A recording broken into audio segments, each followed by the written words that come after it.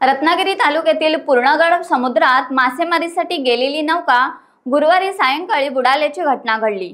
खराब वातावरणामुळे नौकेत पाणी भरले आणि ही नौका बुडाली।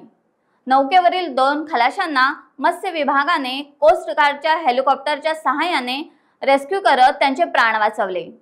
समुद्रात तयार झालेल्या कमी दाबाच्या पट्ट्यामुळे समुद्र देखील खवळला असून पाण्याला करंट मिळत आहे। याचाच फटका पूर्णगड समुद्रात मासेमारी करणाऱ्या नौकेला बसला आहे। ही नौका लोखंडी होती असे तेथील स्थानिक ग्रामस्थांनी सांगितले।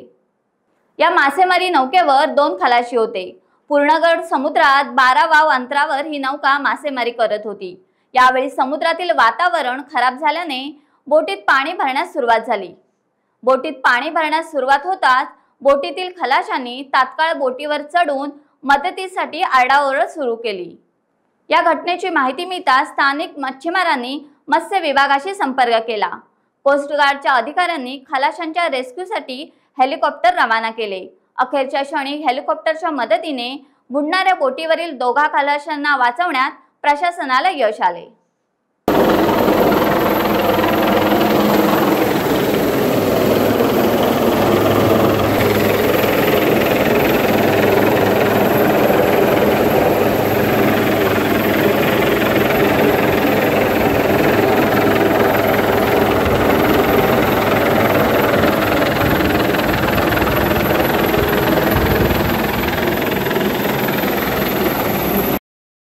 टाइम्स डिजिटलला लाईक करा, शेअर करा, सबस्क्राइब करा आणि बेल आयकॉन दाबायला विसरू नका।